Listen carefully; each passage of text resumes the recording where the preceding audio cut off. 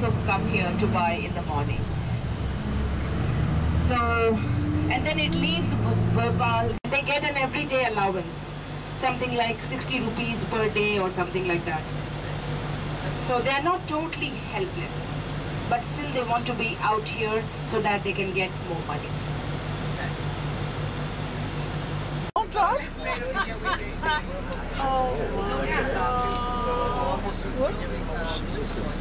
Okay, let's slowly start to come off the bus and we will walk towards Empire King.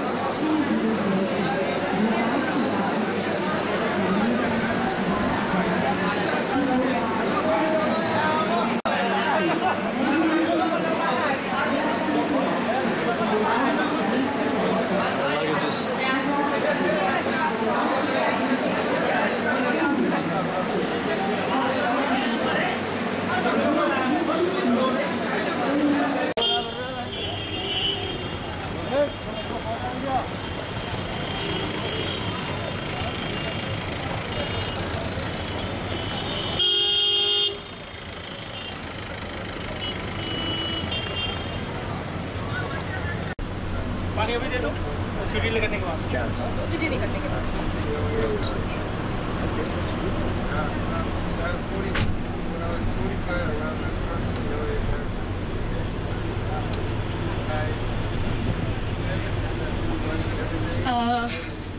Okay, so horse, a baby tied on her back. See that? Yes. Everybody spotted that statue? Yeah. Okay, that statue, I mean not for the picture because it was a very short span. There is a great story related to that. The statue of a horse and a woman sitting on a horse and a baby tied on woman's back. And she is having a sword and a shield in her hand. We will be stopping on the side of this roundabout for you to take a picture of the depiction of freedom movement, independence struggle in India. This is Mahatma Gandhi leading the independence struggle, and all the Indians from different walks of life थोड़ा सा आगे करके नहीं struggle. And the reason why you see so many garland in the neck of Mahatma Gandhi, because 2nd October was Mahatma Gandhi's birth anniversary. So on his birthday, people have garlanded him with marigold flowers. Now you know how important marigold flowers are in India? If Mahatma Gandhi could be garlanded with marigold flowers, and we are also garlanded with marigold flowers, so you can see how much of respect we are, giving to each one of you. Does the marigold mean something special? Marigold is just abundantly available. Any tradition here has to do with practicality, availability. It just cannot happen out, which is the independence struggle of India. When we talk about Indo-British history, this city holds a very, very important position because of a woman. In a patriarchal society, in a male-dominant society, a woman led the independence struggle, and she still continues to be the biggest hero of Indian independence movement in India, even higher than Mahatma Gandhi, because she sacrificed her life. We don't speak much about her in comparison to Mahatma Gandhi because Mahatma Gandhi was living at the time of independence, and she died 90 years before the independence. So that is the reason her story is there. But otherwise, she was not there at the time of independence. The story is that she was the Maharani of the city of Jhansi. Her name was Lakshmi Bai. Lakshmi Bai. Lakshmi Bai got married at a very early age of 18 years to the Maharaja of Jhansi. Maharaja of Jhansi died very young, unfortunately, because of some illness or so. And at that time, they only were married for 2-3 years or so. She didn't even have a baby at that time. And at that time, it was East India Company's rule in India. Before 1857, we had the independence struggle. We had the first war of independence in India, and that is called, in Indian history, Sepoys Mutiny. Why it is called Sepoys Mutiny, I'll tell you. And the same event in British history is called Indian Mutiny. So history is basically his story. Look at the spelling of history. History. So just separate that. History is his story. Whosoever writes it in his own way, his or her own way. So one event can be looked upon in totally different light by two different people and their description. So anyways, what was Sepoys Mutiny in India? Then I'll tell you about the situation here in this city and Maharani Lakshmi Bai. Sepoy, S-E-P-O-Y, is a distorted version, mispronounced version of the Hindi word Sipahi, S-I-P-A-H-I. And Sipahi is a Hindi word for soldier. So the Indian soldiers who were employed with the army of British East India Company, they were addressed as Sepoys by the British because they could not pronounce Sipahi as we do in Hindi. So they said Sepoys, Sepoys. So then that is how it was termed as Sepoys, the Indian soldiers employed in the British East India Company's army. And those were the days, 1840s, 1850s, East India Company had become very oppressive, was very exploitative in India. Entire India was kind of fueling British economy. We were just serving the British economy at the cost of our lives, because the Indian farmers were compelled not to grow food grains, and they were asked to grow cash crops like tobacco, indigo, cotton, all these things, and they were all exported to England. All exported to England. So Indians, if they are not even allowed to grow food grains, how are they going to survive? So that is how a self-sufficient country like India 700-800 years ago became so poverty-stricken, because all our resources were sucked out, and not just in one go, continuously for over 100 years or so. So that is the reason people were revolting against it. They were very, very much kind of stressed. And East India Company at that time was doing everything to suppress all that, you know, people's revolt and all that. So these sepoys who were Indians in the British Army, they started to revolt on the basis that they were asked to bite open the bullet from the cartridge, and they had to take the bullet out. And it was made out of animal fat, either cow fat or pig fat. So the Hindus said, we will not bite into cow fat because she is our mother, she is our goddess, she is holy for us. And the Muslims said, we are not biting into pig fat since it is unholy for us. So the immediate cause of the revolution, Sepoys' mutiny, was denial from the Sepoys to bite open the bullet from the cartridges. They said, we are not doing it, and they revolted against their own masters, which is British East India Company. And that became the immediate cause of revolution. Otherwise, the sparks of revolution were burning underneath all over the country. And many, many Maharajas supported the Sepoys with their private army, like Jhansi Maharaja, Kanpur Maharaja, Kalpi Maharaja. Entire central India was really supporting the revolution, fueling the revolution by supporting them with their personal army. Maharajas had their personal army. So East India Company had made a kind of a new law in 1850s, early 1850s, and that was known as Doctrine of Lapse.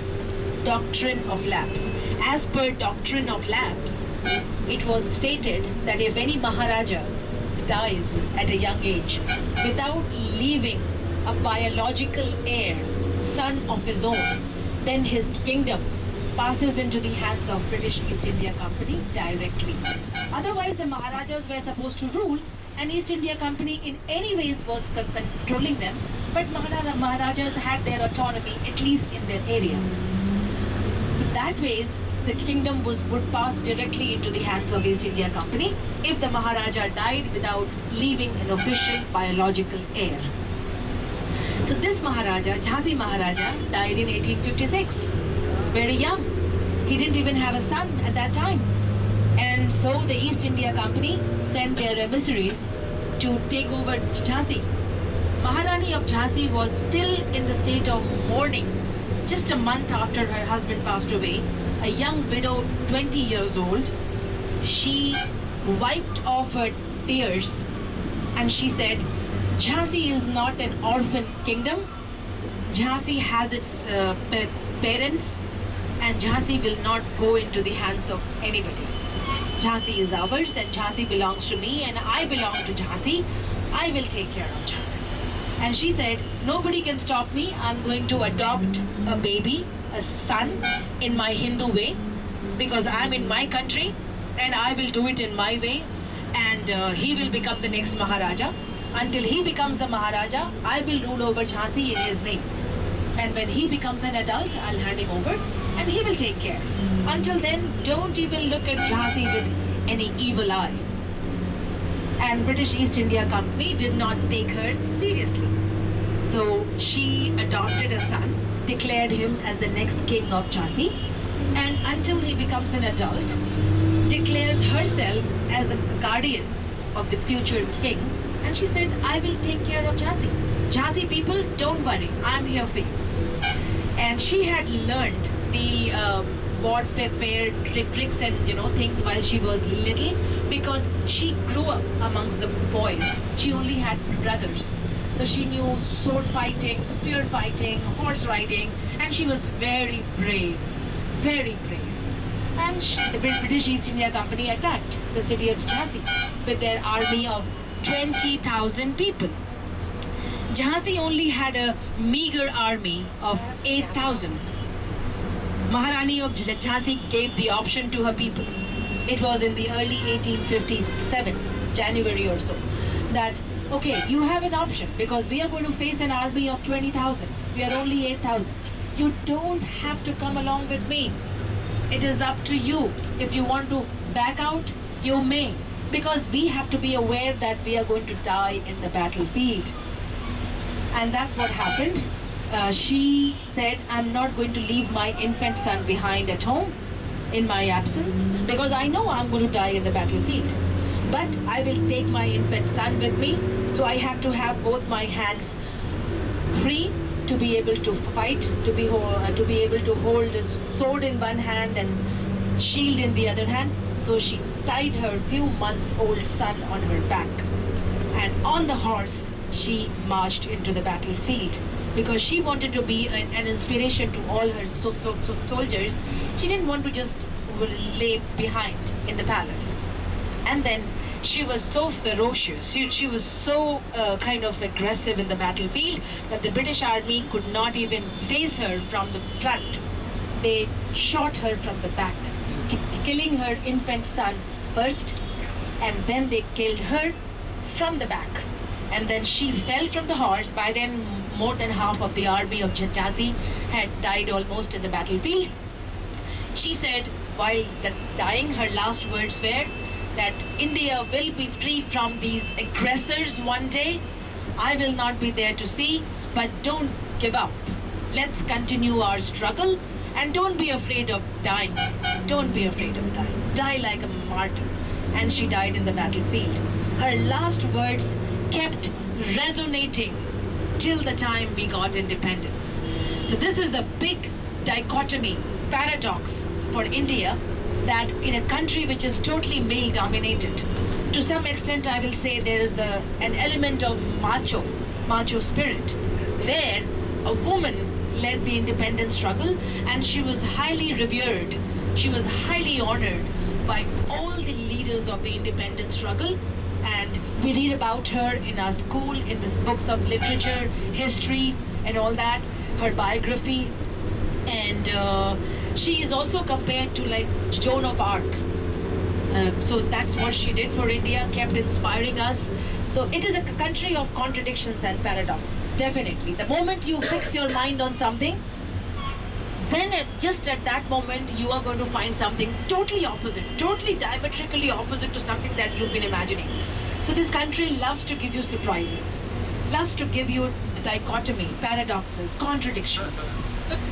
So please don't fix your mind on anything in this country. I as an Indian have not been able to be successful so far.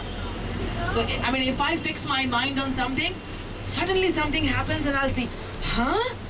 Is it possible? What I'm seeing, is it true? So India is definitely a country of contradictions and paradoxes. So that is why this city is known after her, Lakshmi Bai. And this city now has a population of around a million population. It is one of the biggest Indian army bases in India now. It is one of the warehouses of the Indian Army. So since it is very centrally located in India, so it is very easy from here to supply arms and weapons to different parts of the country.